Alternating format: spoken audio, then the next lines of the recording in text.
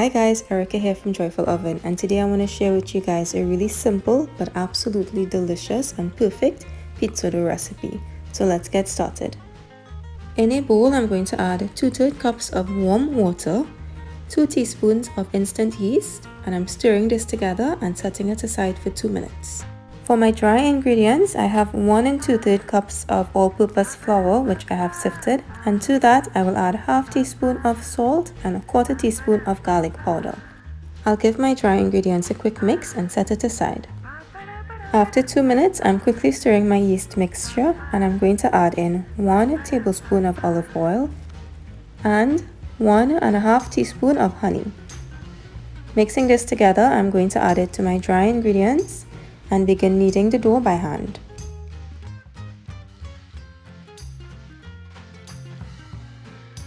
If needed, you can add an additional 1 to 2 teaspoons of warm water until your dough comes together. Also, at this point, you want to avoid adding too much dried flour. Instead, add some oil to the surface of your hands while you're kneading the dough.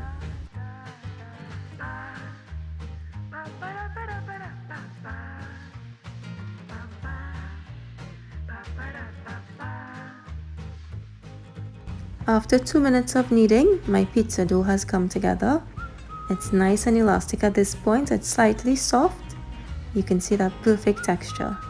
I'm adding some oil to the surface of the dough to prevent it from drying out. And then I will cover with plastic wrap and set in a warm place for 30 minutes. In the meantime, I can prepare my pizza toppings. After 30 minutes, this is the dough ready. It smells so fragrant. You can smell the garlic and you can smell that yeast. And now it's ready to be pressed out to make a delicious pizza crust. I'll add some oil to my work surface and I begin pressing and pulling the dough to form a circle the size of my pizza pan. This dough makes one large pizza crust. And you want to avoid using a rolling pin because the rolling pin is going to knock the bubbles out of your dough and it's going to give you a tough and dense pizza crust. So you want to be sure to use your hands and press the dough out. Once your dough is nice and thin, you can now place it into the pizza pan. I have added some oil on a 13-inch pizza pan and I'm going to sprinkle the top with a thin layer of yellow cornmeal. And this is to prevent the crust from sticking to the pan, but also gives you a brown and crisp crust. As I place the dough into the pan, I will pull the edges and shift the dough until it settles evenly. Removing any excess dough, I'll press the edges together, or you can pinch the edges together to create a more refined edge. Once you're satisfied with your pizza crust, you can now begin to add the toppings. I have added some homemade pizza sauce, a sprinkle of cheese, together with some tomatoes, red onion, barbecue chicken, pineapple, cheese, a topping of Parmesan cheese, some basil, oregano, and chili flakes. This is going to bake in a preheated oven at 415 degrees for 25 to 30 minutes or until some golden spots have formed. So here's a pizza out of the oven after 30 minutes and you can see those brown edges. This smells so fantastic. I know you guys are going to love this recipe.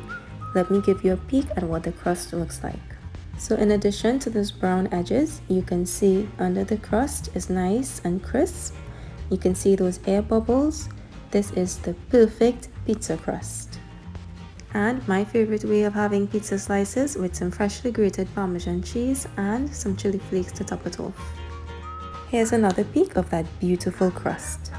I know you guys will really love this recipe. Let me know in the comments if you try it and what you think. And be sure to like and subscribe to Erica's Joyful Oven on Facebook and YouTube for more amazing recipes.